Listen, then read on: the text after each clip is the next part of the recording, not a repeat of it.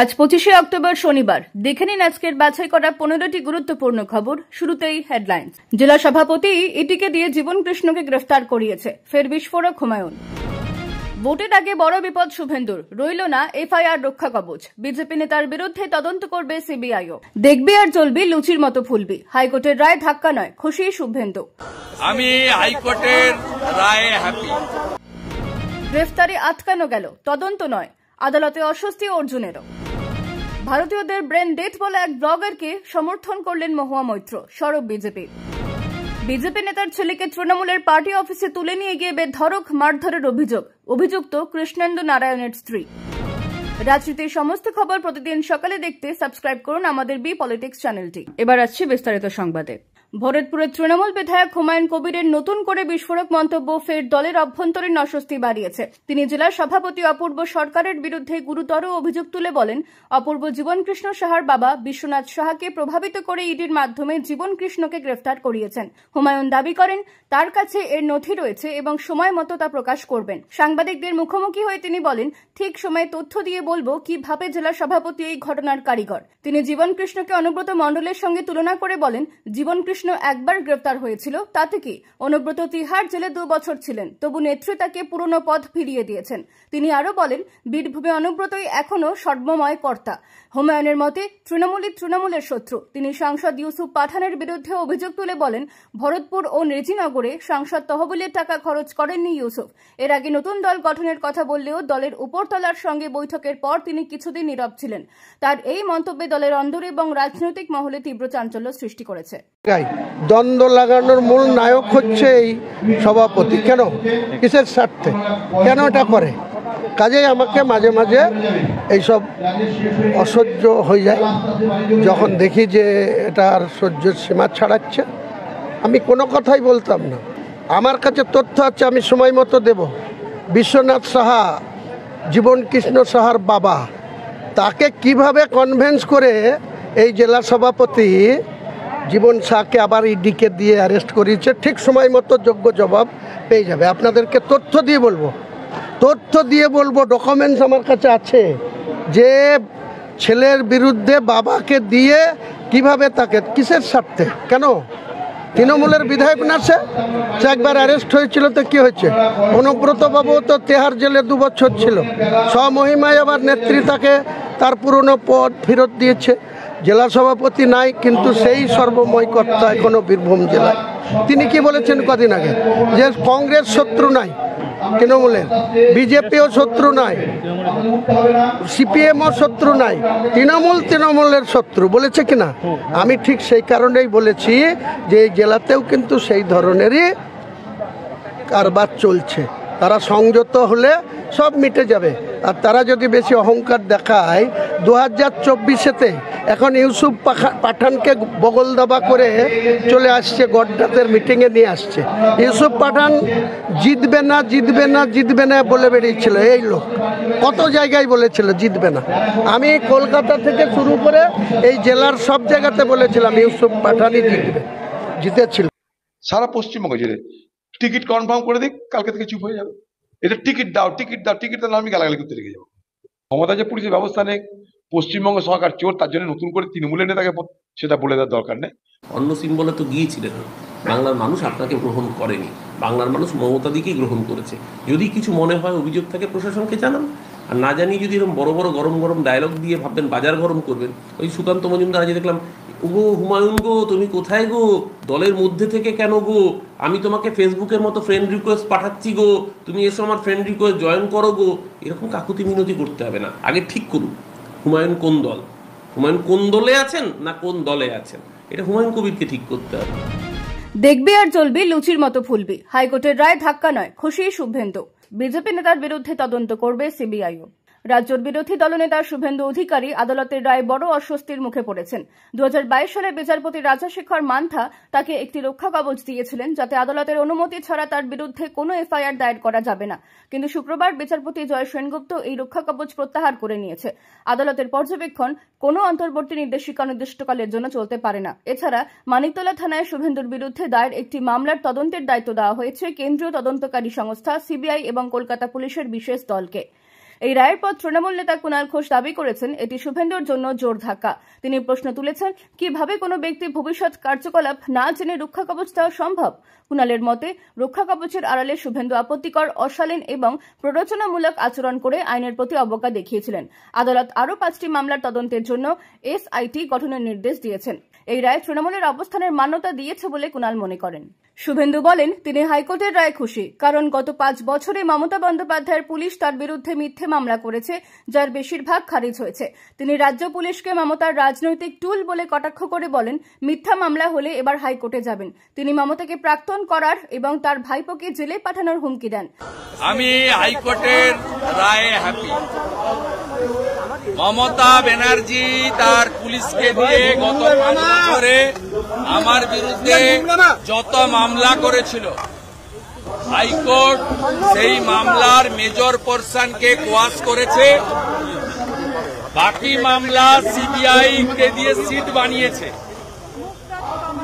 রাজ্য পুলিশ যে মমতার পীড়নক রাজনৈতিক টুল, এটা হাইকোর্টের আজকের রায় প্রমাণ হয়ে গেছে। আবার মিথ্যা মামলা করলে আবার হাইকোর্টে যেতে আমি পারবো, সেই লিবার্টিও হাইকোর্ট দিয়েছে। অতএব দেখবি আর জ্বলবি, লুচির মতো ফুলবি। নন্দীগ্রামে হারিয়েছি, ভবানীপুরেও হারাবো। মমতাকে প্রাক্তন করবো, ওর ভাইপোকে জেলে পাঠাবো। কলকাতা হাইকোর্টে জোর ধাক্কা শুভেন্দু অধিকারী। জাস্টিস মান্থা যারা অনির্দিষ্টকালীন রক্ষা কবচ দিয়ে গেছিলেন, আজ বিচারপতি জয় সেনগুপ্ত সেই রক্ষা কবচ প্রত্যাহার করে নিয়েছেন, খারিজ করে দিয়েছেন। অর্থাৎ তৃণমূল কংগ্রেস বা রাজ্য সরকার যা বলছিল তাতে মান্যতা দিয়েছেন। একজন ব্যক্তি কোনো মামলায় রক্ষা কবচ পেতে পারেন, একজন ব্যক্তি একাধিক মামলায় ক্ষেত্র বিশেষে রক্ষা কবচ পেতে পারেন, কিন্তু একজন ব্যক্তি ভবিষ্যতে কি করবেন সেটা না জেনে আদালত কখন রক্ষা কবচ দেন, কিভাবে রক্ষা কবচ দেন? জাস্টিস জয় সেনগুপ্ত মাননীয় বিচারপতি তিনি বলেছেন এটা চলতে পারে না অনির্দিষ্টকালীন, ফলে তিনি সরিয়ে দিয়েছেন। তিনি আরো কয়েকটি মামলা খারিজ করে দিয়েছেন।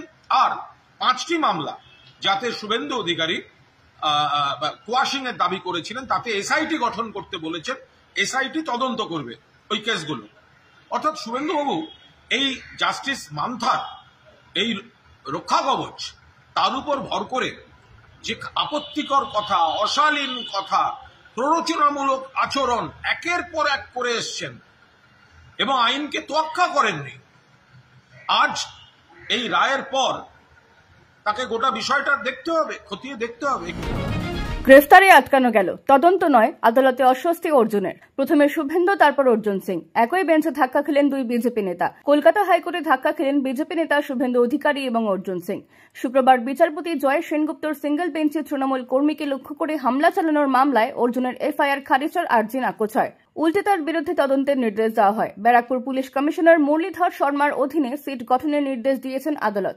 অর্জুন আগাম জামিনের সুযোগ পেলেও তদন্ত থামানো যায়নি।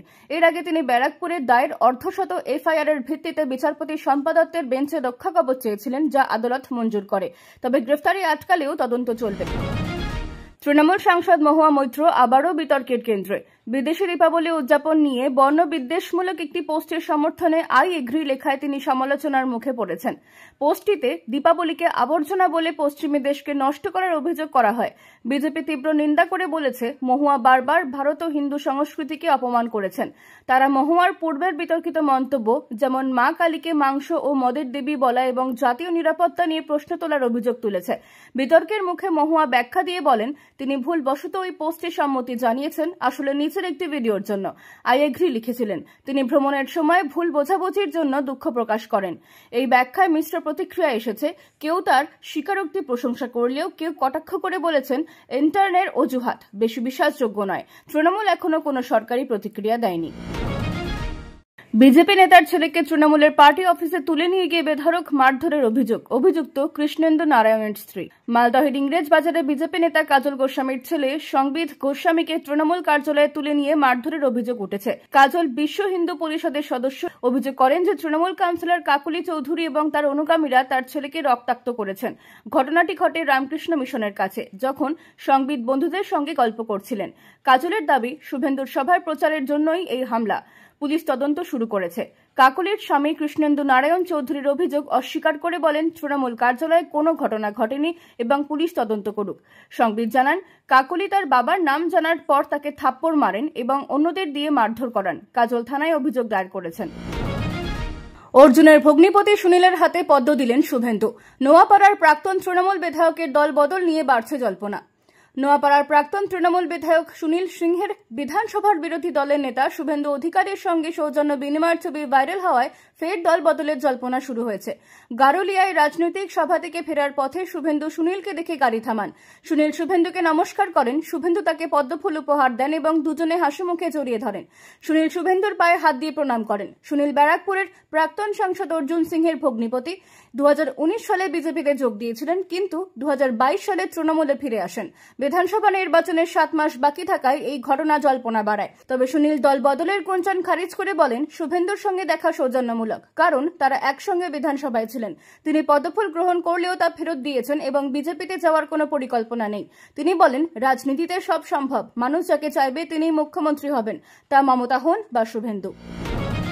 অভিষেকের প্রচেষ্টায় কেরল থেকে ফিরল পরিযায়ী শ্রমিকের দেহ। বছর 45-এর ভীমচরণ বারিক শুভেন্দু অধিকারীর লোকসভা এলাকা নন্দীগ্রামের বাসিন্দা।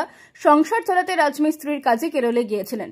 সেখানে মর্মান্তিক দুর্ঘটনায় তার মৃত্যু হয়। তার দেহ বাড়ি ফিরিয়ে আনতে অসহায় পরিবার সমস্যায় পড়ে। পরিবারের আবেদন সত্ত্বেও শুভেন্দু বা বিজেপি কোনো সাহায্য করেনি বলে তৃণমূল অভিযোগ করেছে। তৃণমূলের সোশ্যাল মিডিয়ায় তারা শুভেন্দুর নিষ্ক্রিয়তার নিন্দা করে। অভিষেক বন্দ্যোপাধ্যায়, তৃণমূলের সর্বভারতীয় সাধারণ সম্পাদক ও ডায়মন্ড হারবারের সাংসদ এগিয়ে এসে কেরল থেকে ভীমচরণের দেহ ফিরিয়ে আনার ব্যবস্থা করেন। শুক্রবার দেহ কলকাতা বিমানবন্দরে পৌঁছায়। দেবাংশু ভট্টাচার্য দেহ নন্দীগ্রামে পরিবারের কাছে মর্যাদার সঙ্গে পৌঁছে দেন। পিংলার বিধায়ক অজিত মাইতি সহ তৃণমূল নেতারা উপস্থিত ছিলেন। অভিষেক ফুল পাঠিয়ে মৃতকে সম্মান জানান। তৃণমূল কটাক্ষ করে বলে, শুভেন্দু এবং বিজেপি অসহায় পরিবারের পাশে দাঁড়ায়নি। বিজেপিকে বাংলা বিরোধী জমিদার বলে তোপ শশী পাচার। রাজ্য সরকারের মন্ত্রী শশী পাচার শুক্রবার সাংবাদিক সম্মেলনে বিজেপিকে বাংলা বিরোধী জমিদার বলে কটাক্ষ করেছেন। তিনি অভিযোগ করেন, কেন্দ্রীয় সরকার বাংলাকে আর্থিকভাবে বঞ্চিত ও অপমান করেছে। শশী দাবি করেন, বিজেপি কলকাতা হাইকোর্টের 26 সেপ্টেম্বরের আদেশের অবমাননা করেছে, যেখানে 6 ভারতীয় নাগরিককে, যাদের মধ্যে গর্ভবতী সোনালী খাতুনও রয়েছেন, বাংলাদেশে নির্বাসিত করা হয়েছিল। আদালতের নির্দেশ ছিল তাদের 4 সপ্তাহের মধ্যে ফিরিয়ে আনতে হবে।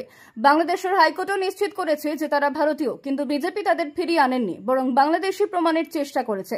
শশী বলেন, তৃণমূল এই মামলা লড়ছে এবং লড়বে। তিনি বিজেপির বাংলা বিরোধী মনোভাব, বাংলা ভাষীদের উপর অত্যাচার এবং বাংলা ভাষাকে বিদেশি তকমা দেওয়ার নিন্দা করেন। তিনি জানান, বাংলার মামাটি মানুষ বিজেপির বিরুদ্ধে রায় দেবে। রেলে চাকরি পাইয়ে দেওয়ার টোপ, বড়সড় প্রতারণার চক্র ভাস হিন্দ মোটরে, গ্রেফতার 5। হুগলির হিন্দ মোটরে রেলে চাকরি দেওয়ার প্রলোভন দেখিয়ে শত শত কোটি টাকা প্রতারণার অভিযোগে একটি চক্রের পর্দাফাশ হয়েছে। স্বেচ্ছাসেবী সংগঠনের নামে পরিমল মণ্ডলের নেতৃত্বে এই চক্র বাংলার গ্রামীণ এলাকা এবং ভিন রাজ্যের মানুষের কাছ থেকে লক্ষ লক্ষ টাকা হাতিয়েছে। প্রধানমন্ত্রীর দপ্তরে জাল চিঠি এবং কেন্দ্রীয় মন্ত্রীদের সঙ্গে পরিমলের ছবি ব্যবহার করে বিশ্বাসযোগ্যতা তৈরি করা হতো। ই শ্রম পোর্টালের মাধ্যমে চাকরির প্রতিশ্রুতি দেওয়া হলেও কোনো কাজ হতো না। শুক্রবার প্রতারিতরা টাকা ফেরতের দাবিতে সংগঠনের অফিসে বিক্ষোভ শুরু করলে বিষয়টি প্রকাশ্যে আসে। পুলিশ 5 জনকে গ্রেফতার করেছে, তবে মূল অভিযুক্ত পরিমল মণ্ডল পলাতক। উদ্ধার হয়েছে জাল চিঠি এবং ছবি। পুলিশ তদন্ত করছে এই চক্রের পেছনে বড় মাথা আছে কিনা তা খতিয়ে দেখছে।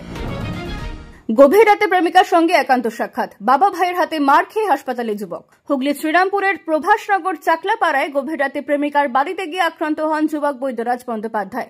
তার প্রেমিকার সাথে সম্পর্ক হয়েছে 2 মাস আগে। ঘোড়ামারা মল্লিকপাড়ার ওই তরুণী প্রেমিকার ডিসেম্বরে বিয়ে ঠিক হয়। বুধবার রাতে 1:15 নাগাদ তরুণীর ডাকে গোপনে দেখা করতে গেলে তরুণীর বাবা এবং দাদা তাকে ধরে মারধর করেন। বৈদ্যরাজের ডান চোখে গুরুতর আঘাত লাগে। প্রথমে স্থানীয় বেসরকারি হাসপাতালে ভর্তি করা হলেও পরে তাকে কলকাতা মেডিকেল কলেজে স্থানান্তর করা হয়। ঘটনায় উত্তেজনা ছড়ায়। শুক্রবার সকালে তরুণীর বাড়ি ঘেরাও করে স্থানীয়রা। তরুণীর দাদাকে মারধর করেন। শ্রীরামপুর থানার পুলিশ পরিস্থিতি নিয়ন্ত্রণে র্যাফ পাঠায় এবং তরুণীর দাদাকে উদ্ধার করে। বৈদ্যরাজের দিদি সঙ্গীতা সমাদার অভিযোগ করেন, তরুণী জোর করে বৈদ্যরাজকে ডেকে এনে মারধরের শিকার করায়। শাবল দিয়ে আঘাত এবং চোখে ক্ষতের অভিযোগ তুলে শ্রীরামপুর থানায় লিখিত অভিযোগ দায়ের করা হয়েছে। ক্ষমতায় এলে এক নয়, একাধিক উপমুখ্যমন্ত্রী, শরিকদের সন্তুষ্ট করতে কৌশল বিহারের বিরোধী জোটের। বিহারে মহাগঠবন্ধন ক্ষমতায় এলে একাধিক উপমুখ্যমন্ত্রী নিয়োগের ঘোষণা করেছেন বিরোধী জোটের মুখ্যমন্ত্রী পদপ্রার্থী তেজস্বী যাদব। শুক্রবার সহসায় নির্বাচনী প্রচারে তিনি বলেন, শিগগিরই এ বিষয়ে বিস্তারিত জানা যাবে। শরিক দলগুলোকে সন্তুষ্ট করতেও বিহারের সব জনগোষ্ঠী ও এলাকার প্রতিনিধিত্ব নিশ্চিত করতে এই কৌশল নেওয়া হচ্ছে। বৃহস্পতিবার পাটনায় কংগ্রেস, আরজেডি, সিপিএম, সিপিআই ও ভিআইপি সহ মহাগঠবন্ধনের শরিকরা তেজস্বীকে মুখ্যমন্ত্রী পদপ্রার্থী ঘোষণা করেন। ভিআইপি প্রধান মুকেশ সাহানিকে উপমুখ্যমন্ত্রী হিসেবে বেছে নেওয়া হয়েছে। তেজস্বী বাহারি বিতর্ক তুলে বলেন, বিহারিদের দ্বারাই পরিচালিত হবে। প্রধানমন্ত্রী মোদীর গুজরাট কারখানা দিয়ে ভোট জেতা যাবে না। তিনি এনডিএর মুখ্যমন্ত্রী পদপ্রার্থী হিসেবে নীতিশ কুমারের নাম ঘোষণার অভাবে খোঁচা দেন। মোদী সমস্তিপুরে নীতিশের নেতৃত্বে এনডিএর জয়ের আশ্বাস দিয়ে তাকে উন্নয়ন এবং জঙ্গলরাজ আবাসনের কৃতিত্ব দেন। খবর আজকের মতো এখানেই শেষ। আবার আসছি আগামীকাল সকালে।